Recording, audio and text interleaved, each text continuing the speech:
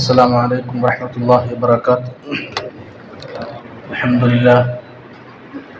الحمد لله رب العالمين، والصلاة والسلام على سيد المرسلين وعلى آله وصحبه أجمعين، أما بعد. أعوذ بالله من الشيطان الرجيم. بسم الله الرحمن الرحيم. ولا تستوي الحسنة ولا السيئة، ادفع بالتي هي أحسن، فإذا الذي بينك وبينه عداوة كأنه ولي حميم، وما يلقاها إلا الذين صبروا وما يلقاها إلا ذو حظ عظيم. صدق الله العلي العظيم. ബഹുമാനമുള്ള മുഅ്മിനീങ്ങളെ, നബിയത്തുൽ ഇഅ്തികാഫ ഫി ഹാദൽ മസ്ജിദി ലില്ലാഹി തആല ഇഅ്തികാഫ് ഓർമ്മപ്പെടുത്തുന്നു.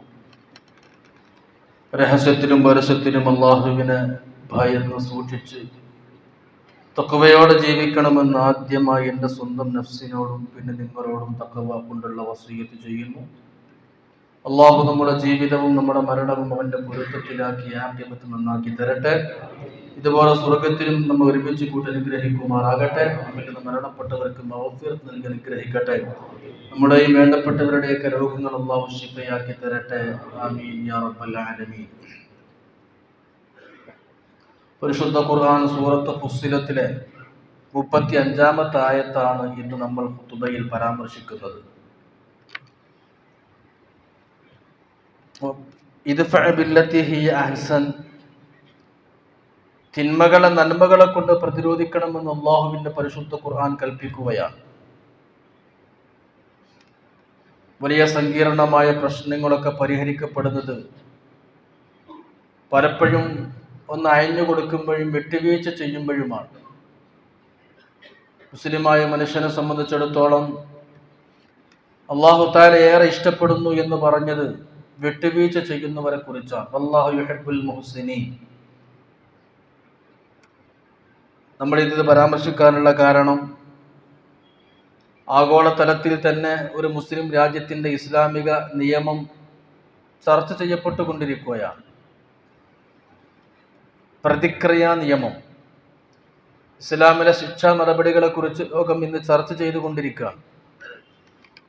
നിമിഷപ്രിയ എന്ന് പറയുന്ന ഒരു മലയാളി സ്ത്രീയെ തൂക്കിലേറ്റി അല്ലെങ്കിൽ വധശിക്ഷയ്ക്ക് വിധിക്കപ്പെടുമ്പോൾ ആ വധശിക്ഷ റദ്ദാക്കാൻ വേണ്ടിയുള്ള ഇടപെടലുകളും അതിനു വേണ്ട നടപടികളൊക്കെ നമ്മുടെ നാട്ടിലൊക്കെ സജീവമായി കൊണ്ടിരിക്കുകയാണ്.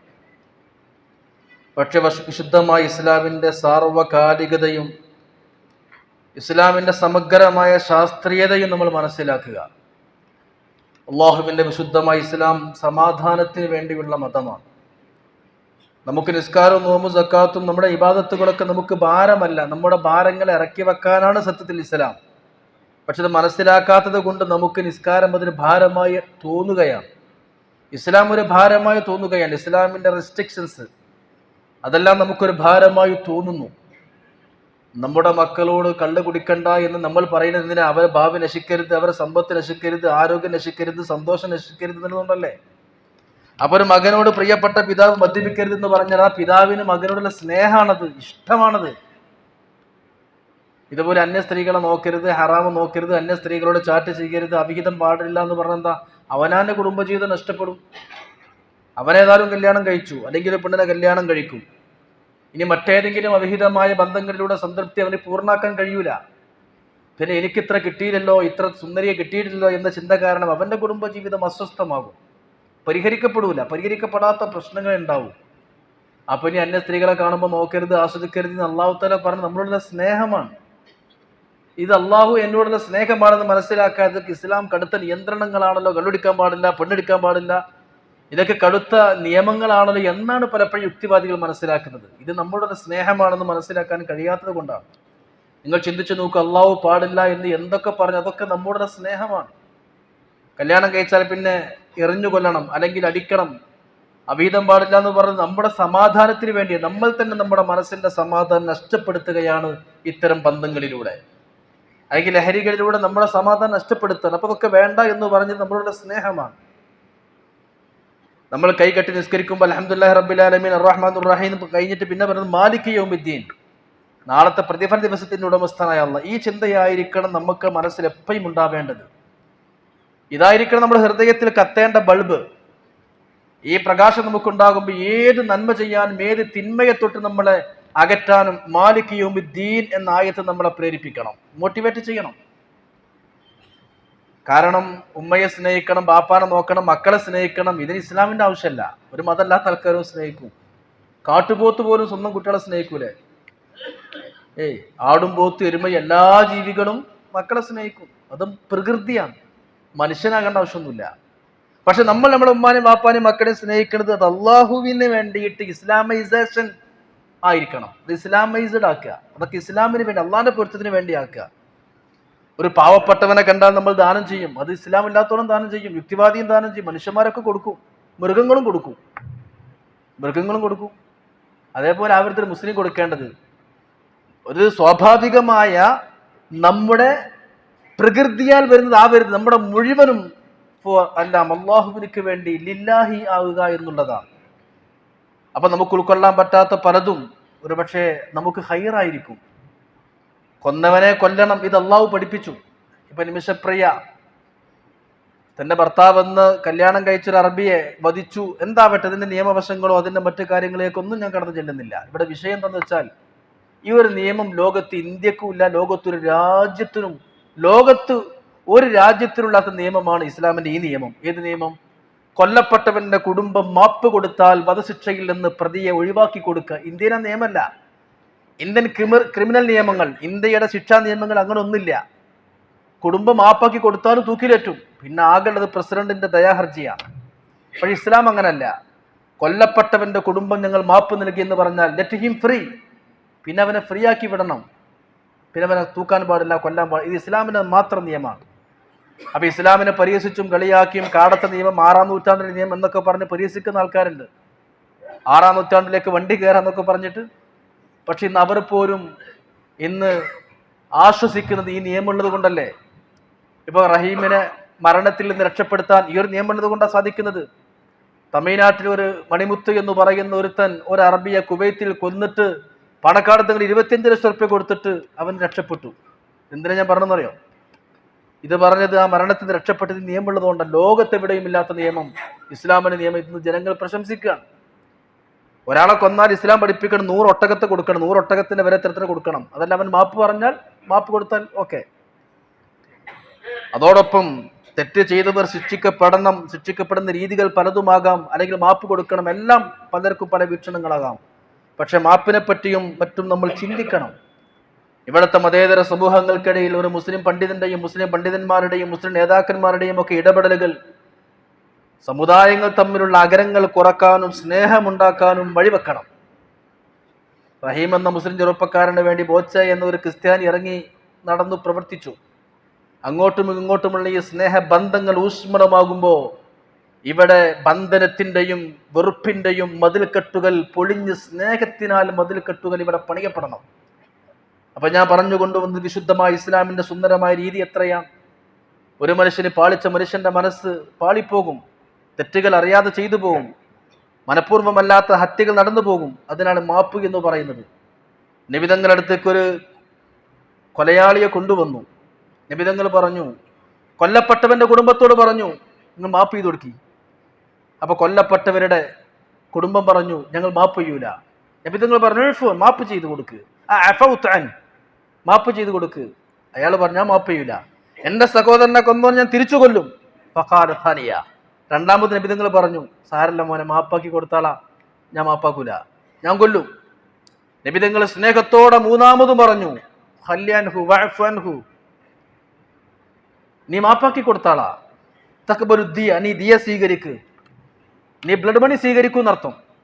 ബ്ലഡ് മണി സ്വീകരിക്കുന്ന ഒരു നിയമം ലോകത്ത് വഴിയില്ല, ഇസ്ലാമിന് മാത്രമേ ഉള്ളൂ. കാരണം അങ്ങനെയെങ്കിലും രക്ഷപ്പെടട്ടെ, അല്ലെങ്കിൽ ആ കുടുംബത്തിന് താങ്ങാവട്ടെ. അപ്പോ മൂന്നാമതും ആ മനുഷ്യൻ പറഞ്ഞ മാപ്പാക്കി കൊടുക്കൂല. പക്ഷെ നബിതങ്ങൾ നിർത്തിയില്ല. നാലാമത്തെ ഇടപെടൽ നബിതങ്ങൾ പറഞ്ഞു. നാലാമത് നബിതങ്ങൾ ചോദിച്ചു, നീ മാപ്പാക്കി കൊടുക്കോ? ആ മനുഷ്യന്റെ മനസ്സ് മാറി. നാലാമത് ആ ചെറുപ്പക്കാരൻ പറഞ്ഞു, ആയിക്കോട്ടെ, ഞാൻ മാപ്പാക്കി കൊടുക്കാം. മാപ്പാക്കി കൊടുത്തു. അദ്ദേഹത്തെ മുത്തനബിതങ്ങൾ രക്ഷപ്പെടുത്തി കൊടുക്കുന്നുണ്ട്. ഉമർ റളിയല്ലാഹു അൻഹു രാജ്യം ഭരിക്കുന്ന കാലത്ത് ഒരു പെണ്ണിനെ ഒരുപാട് കാമുകന്മാർ പ്രണയിച്ചു. ആ പെണ്ണിനൊരു കുട്ടി ഉണ്ടായിരുന്നു. ആ കുട്ടി തടസ്സാന്ന് കണ്ടപ്പോൾ കാമുകന്മാർ കുട്ടിയെ കൊന്ന് കിണറ്റിലിട്ടു. ഈച്ച നിറഞ്ഞ കിണർ ഉമർ തങ്ങൾ ശ്രദ്ധിച്ചു. അതിൽ നിന്ന് കൊല്ലപ്പെട്ട കുട്ടിയുടെ ജഡം കിട്ടി. കൊലയാളികളെ കണ്ടെത്തി. മുഴുവൻ ആളുകളെയും ഉമർ തങ്ങൾ കൊന്നുകളഞ്ഞു. കാരണം അതായിരുന്നു ഇസ്ലാമിന്റെ നിയമം. വലക്കും ഫിൽ ഖിസാസി ഹയ, പ്രതിക്രിയയിൽ നിങ്ങൾക്ക് സമാധാനമുണ്ടെന്ന് പരിശുദ്ധ ഖുർആൻ. നമ്മുടെ രാജ്യത്തെ നിയമവ്യവസ്ഥകളാണ് കള്ളും കഞ്ചാവും ലഹരിയും കൊലപാതകങ്ങളും ഇന്ന് വർദ്ധിച്ചു കൊണ്ടിരിക്കുന്നത്.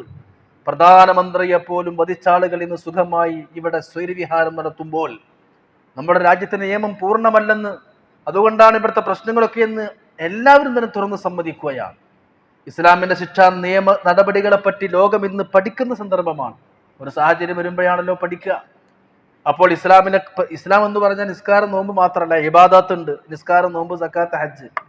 രണ്ടാമത്തേത് മുആമലാത്ത് ഉണ്ട്, ഇടപാടുകൾ, വിൽപ്പന, അതുപോലെ തന്നെ പണയം വെക്കുക, കച്ചവടങ്ങൾ, വാടക, ഇതൊക്കെ ഇസ്ലാമിൽ നിയമങ്ങളുണ്ട്. മൂന്നാമത്തേതാണ് മുനാക്കഹത്ത്, കല്യാണം ഒഴിവാക്കുക, തൊലാഖ്, ഫസ്ഖ്, നിക്കാഹ്, അതാണ് മുനാക്കഹത്ത്. ഇബാദത്ത് ഉണ്ട്, മുആമലാത്ത് ഉണ്ട്, മുനാക്കഹത്ത് ഉണ്ട്. ലാസ്റ്റ് വൺ, നാലാമത്തെ നിയമമാണ് പ്രിയപ്പെട്ട ജിനായ, പ്രതിക്രിയകൾ. കട്ടവന്റെ കൈ കെട്ടണം, വ്യഭിചരിച്ചവന് എന്താണ് ശിക്ഷ, കട്ടവൻ എന്താണ് ശിക്ഷ, കൊന്നവൻ എന്താണ് ശിക്ഷ, ഒരുത്തന്റെ പല്ല് കുത്തിപ്പൊട്ടിച്ചാൽ അതിന്റെ ശിക്ഷ എങ്ങനെ, എല്ലാം ഇസ്ലാമിന്റെ നിയമം വളരെ കൃത്യമാണ്. ഞാൻ പറഞ്ഞുകൊണ്ടുവന്ന വിശുദ്ധമായ ഇസ്ലാമിനെ പറ്റി മാലോകർക്ക് പഠിക്കാനുള്ള അവസരം കൂടിയാണ്. അപ്പോൾ നമ്മൾ എപ്പോഴും വികാരത്തിൽ അടിമപ്പെടരുത്. എന്തൊക്കെ കുറ്റങ്ങളും തെറ്റുകളും ചെയ്താലും മാപ്പാക്കാനും ഇസ്ലാം കൊടുക്കുന്ന ഒരു പ്രിവിലേജ്, ഇസ്ലാം കൊടുക്കുന്ന ഒരു സന്ദർഭം എവിടെയുണ്ട്. ആ മാപ്പിനെ പറ്റി നമ്മൾ ചിന്തിക്കണം. നബി തങ്ങളെ കൊല്ലാൻ വേണ്ടി വിശുദ്ധമായ കഅബാലയത്തിൽ ഒളിഞ്ഞു നിന്നിരുന്നൊരു ശത്രുവുണ്ട്, ഫുലാല എന്നാണ് പേര്.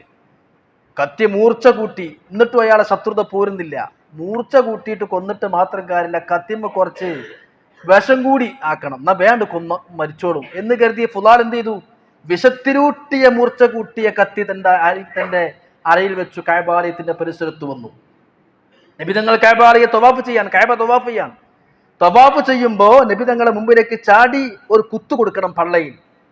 ഈ കടാരയുടെ മൂർച്ച കൊണ്ടും ഈ വിഷത്തിലൂട്ടിയ ഈ വിഷം കൊണ്ടും നബിതങ്ങൾ പെട്ടെന്ന് മരണപ്പെടണം എന്ന ചിന്തയായിരുന്നു. ഫുലാല ഒളിഞ്ഞു നിന്നു. നബിതങ്ങൾ തവാഫ് ചെയ്യുമ്പോൾ ഫുലാല നോക്കി ഒരു ചാൻസ് കിട്ടിയാൽ കുത്തണം. പക്ഷെ നബിതങ്ങളെ കൂടെ സ്വഹാബത്തുണ്ട്. തവാഫ് എന്ന് പറയാൻ 7 ചുറ്റിന ഒരു തവാഫ് അറിയാം. അപ്പൊ നബിതങ്ങൾ 2ഉം കഴിഞ്ഞു 3ഉം കഴിഞ്ഞു, കുത്താൻ ചാൻസ് കിട്ടില്ല. 7ാമത്തെ തവാഫിൽ അയാൾ പറഞ്ഞു കുത്ത് തന്നെ. കത്തി എടുത്തിട്ട് ചാടി നബിതങ്ങളെ വയറ്റത്തേക്ക് ഒരൊറ്റ കുത്തി നിൽക്കുന്ന സമയത്ത് തിരക്കിൽപ്പെട്ട് അയാളെ കയ്യിൽ നിന്ന് കത്തി നിലത്തണ്ട് വീണുപോയി. ഉടനെ ആ കത്തി നബിതങ്ങൾ എടുത്തിട്ടു.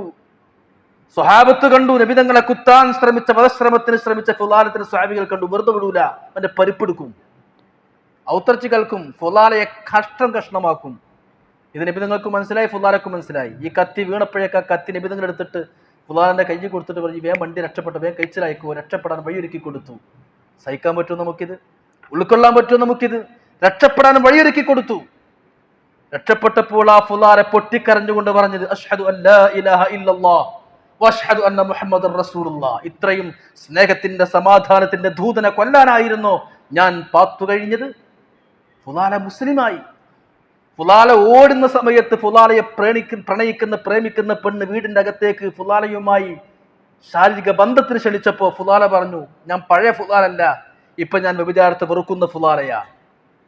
എന്റെ പ്രിയപ്പെട്ട കാമുകി, നീ എന്നെ വ്യഭിചാരത്തിന് ക്ഷണിച്ചാലും പഴയ ഫുലാലയല്ല ഞാൻ മാറി. ഞാനിപ്പോ മുഹമ്മദിന്റെ സ്വന്തക്കാരനാണ്. ഏറ്റവും വലിയ ശത്രുവിനെ ഏറ്റവും വലിയ മിത്രമാക്കുന്ന ഏറ്റവും വലിയ ഇന്ദ്രജാലം എന്ന് പറഞ്ഞത് സ്നേഹം കൊടുക്കുക എന്നുള്ളതാണ്. ഇതാണ് സൂറത്ത് ഫുസ്സിലത്തിലെ 35ാമത്തെ ആയത്ത് ഇന്ന് ഖുതുബയിൽ നമ്മൾ ഓതുന്നത്. ഖുർആൻ പറയുന്നു, തിന്മയെ നന്മ കൊണ്ട് നേരിടണം. അന്നേരം ശത്രുവിന്റെയും നിന്റെയും ഇടയിലുള്ള ശത്രുത നീങ്ങാൻ സാധ്യതയുണ്ട്. എന്നിട്ട്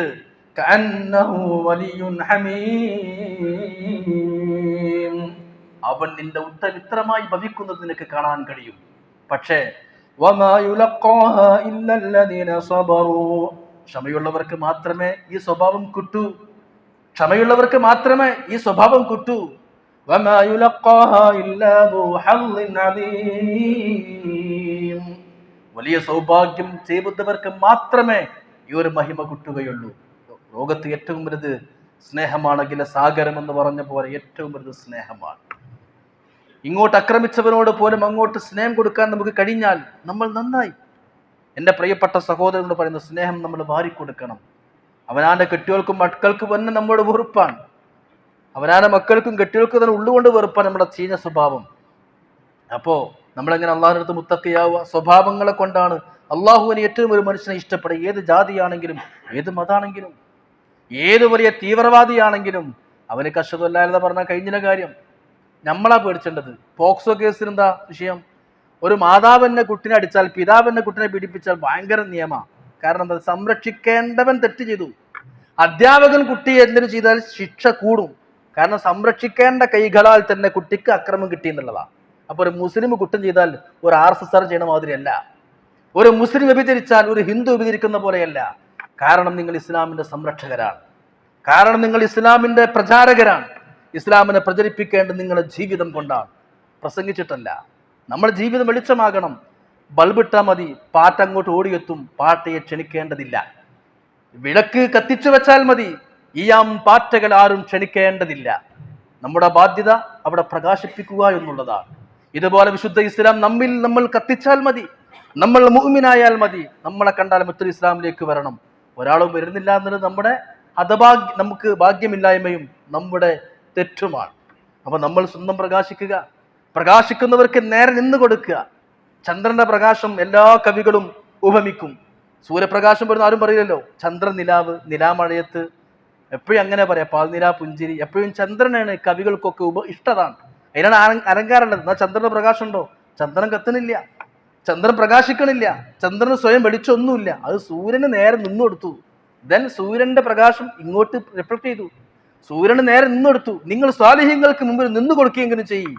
നിനക്ക് സ്വന്തം നന്മയില്ലെങ്കിലും മുത്തഖീങ്ങളും സ്വാലിഹ്യങ്ങളുമായ മഹാന്മാരെ ഔലിയാഇന്റെയും സ്വാലിഹ്യങ്ങളുടെ മുമ്പിൽ അവർക്ക് നിയനായി ഒന്ന് നിന്നു കൊടുത്താൽ മതി, നിനക്ക് പ്രകാശിക്കാൻ കഴിയും. നമ്മൾ തിന്മകളെ കൊണ്ട് നിറഞ്ഞവരാണെങ്കിലും നന്മകൾ നിറഞ്ഞവർക്ക് മുമ്പിൽ ജസ്റ്റ് നിന്നെടുത്താൽ മതി. അതിനാണ് ഞാൻ സൂര്യന്റെ മുമ്പിൽ നിന്നു കൊടുക്കുന്ന ചന്ദ്രനെ പറ്റി പറഞ്ഞത്.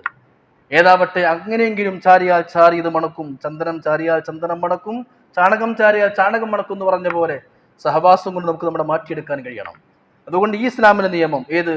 നന്മ കൊടുക്കുക. ഹിസാബില്ലാതെ സ്വർഗത്തിൽ കിടക്കുന്ന ഒരു സ്വഭാവം എന്താണെന്നറിയോ? തഅഫു മൻ ളലമക, ഇങ്ങോട്ട് ആക്രമിച്ചവർക്ക് അങ്ങോട്ട് മാപ്പ് കൊടുക്കുക. നമുക്കത് കഴിയൂല. കല്യാണം കഴിച്ചു, മകൾക്ക് അവിടെ സുഖല്ല, എന്നാ മരുവനക്കെതിരെ കേസ്, അമ്മായിമ്മക്കെതിരെ കേസ്, അമ്മായിപ്പനെതിരെ കേസ്. എത്രത്തോളം ലോക്ക് ചെയ്യാം അത്രത്തോളം പച്ച നുണ പറഞ്ഞ കേസ്. എല്ലാവർക്കും വരെ അല്ലാത്താണ്. കല്യാണം കഴിച്ചപ്പോൾ ഒന്നും കൊടുത്തിട്ടില്ല, വക്കീലിനെ വിളിച്ചു പറ 50 പവൻ കൊടുത്തു, 10 ലക്ഷം കൊടുത്തു, പച്ച നുണ പറയാം. ഇതൊക്കെ തെറ്റെന്ന് എല്ലാവർക്കും വരാം. പക്ഷെ വാശിയാണ് വരുന്നത്. ഒന്ന് താന്നു കൊടുത്താൽ മതി. ഇതാ മുത്തുനബിതങ്ങൾ ചെയ്തത്. അതാ ഖുർആൻ പറയുന്നത്. നിസ്കരിക്കാനും നോമ്പെടുക്കാനൊന്നും ആർക്കും വലിയ പണിയൊന്നും ഉണ്ടാവില്ല. അത് നിങ്ങൾക്കും എനിക്കൊക്കെ കഴിയും. അത് സിമ്പിൾ. അള്ളാഹു തന്നെ നോക്കുക. ക്ഷമിക്കാൻ കുറച്ച് പ്രയാസം ഉണ്ടാവും. അതാ ഖുർആൻ പറഞ്ഞത്. വമാ യുലഖാഹാ ഇല്ലല്ലദീന സബറൂ, നല്ല ക്ഷമയുള്ളവർക്കേ ഈ സ്വഭാവം കിട്ടുള്ളൂ. വമാ യുലഖാഹാ ഇല്ലാ ദൂ ഹള്ളിൻ അദീം. ആയിരക്കണക്കിന് ആളുകൾ മക്കയിൽ ഒറ്റയ്ക്ക് മുസ്ലിമായത് ഇതുകൊണ്ടായിരുന്നു.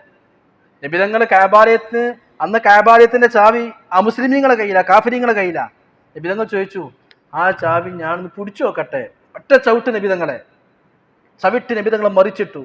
എനിക്ക് ചാവി കാണാൻ യോഗ്യത ഉണ്ടോ മുഹമ്മദ്? ആട്ടി പുറത്താക്കി. ആ നബിതങ്ങൾ പിന്നെ മദീനത്ത് പോയി ശക്തി ആർജിച്ച് മക്കയിലേക്ക് വന്നു. മക്ക കീഴടക്കി. അന്ന് മുമ്പ് ചവിട്ടി പുറത്താക്കി ചാവി ചോദിച്ചപ്പോ പുച്ഛിച്ച ഉസ്മാൻ എന്ന മനുഷ്യനുണ്ട്. ഉസ്മാൻ അങ്ങനെ വിറച്ചു. നബിതങ്ങൾ പറഞ്ഞു, ഉസ്മാൻ വിറക്കണ്ട, ഖിയാമത്ത് നാൾ വരെ നിന്റെ കുടുംബത്തിൽ തന്നെ ആവട്ടെ കഅബയുടെ ചാവി. നമുക്ക് പറയാൻ പറ്റുമോ ഈ ഒരു സ്വഭാവം? നബിതങ്ങൾ ഞാനൊന്ന് കണ്ടോട്ടെ, ഞാനൊന്ന് പിടിച്ചോട്ടെ ചോദിക്കുമ്പോൾ ചവിട്ടി പുറത്താക്കിയ അത്രയും ക്രൂരമായി പെരുമാറിയ ഉസ്മാനിൽ നിന്ന് ഇന്ന് ആ ചാവി വാങ്ങി ഉസ്മാനെ പരാജയപ്പെടുത്താൻ എല്ലാ സൗകര്യവും കിട്ടിയപ്പോഴും നബിതങ്ങൾ പറഞ്ഞു, ഉസ്മാനെ ഖിയാമത്ത് നാൾ എന്റെ കുടുംബത്തിനാവട്ടെ. ഉസ്മാൻ ഇബ്നു തുൽഹയും കുടുംബം പറഞ്ഞു, അശ്ഹദു അല്ലാ ഇലാഹ ഇല്ലല്ലാഹ് അശ്ഹദു അന്ന മുഹമ്മദുർ റസൂലുള്ളാഹ്. ഈ സ്നേഹം നമ്മൾ പഠിക്കണം. ഇസ്ലാം എന്നാൽ സ്നേഹമാണ്. അറബികൾ കേരളത്തിലേക്ക് ഇസ്ലാമുമായി കടന്നു വന്നപ്പോൾ നിങ്ങൾ ചിന്തിക്കണം, ഇവിടുത്തെ നമ്പൂതിരിമാരും നായന്മാരും മുസ്ലിമീങ്ങളെ സ്വീകരിച്ചു. എത്രയോ പള്ളികൾക്ക് പഴയ അമ്പലങ്ങളുടെ രൂപങ്ങളും കോലങ്ങളും ആശാരിമാർ അങ്ങോട്ടും ഇങ്ങോട്ടും കൊടുത്തതും വാങ്ങിയതും ആ കലകളും ആ ഒരു സൗന്ദര്യം ഇവിടെ രാജ്യത്തുണ്ടായിരുന്നു. ഇപ്പം ഞാൻ പറഞ്ഞു കൊണ്ടുവന്നത്, ഈ മതേതര മൂല്യങ്ങളെ സംരക്ഷിക്കാനും സ്നേഹം കൊടുക്കാനും സ്നേഹം വാങ്ങാനും നമുക്ക് സാധിക്കണം. Give respect and take respect. നീ റെസ്പെക്ട് കൊടുക്കുന്നു, നിനക്ക് ഇത് റിട്ടേൺ കിട്ടും. അതുകൊണ്ട് മക്കൾക്കും അങ്ങനെ തന്നെ. മക്കളുടെ മുമ്പിൽ നമ്മൾ മാതൃക റോൾ മോഡൽ ആകണം, രക്ഷിതാക്കളായിരിക്കണം. നമ്മൾ നമ്മുടെ ഭാര്യയോട് സ്നേഹത്തോടെ പെരുമാറുന്നതും ഭാര്യയ്ക്ക് ക്ഷമ കൊടുക്കുന്നതും നമ്മൾ നമ്മുടെ മക്കൾ കാണണം. നമ്മുടെ ഭാര്യയ്ക്കൊന്ന് റൊമാൻറ്റിക്കായി കാണാൻ പറയാം, കുട്ടികൾ കാണും. റൊമാൻറ്റിക്കായി മക്കൾക്ക് മുമ്പിൽ പെരുമാറണം. അതിന് സെക്സ്വലി ഇന്റർകോഴ്സ് ചെയ്യണമെന്നോ ഈ സെക്സ്വൽ ഇന്ററാക്ഷൻസ് ചെയ്യണമെന്നല്ല പറഞ്ഞത്. നിങ്ങൾ നിങ്ങളെ ഭാര്യ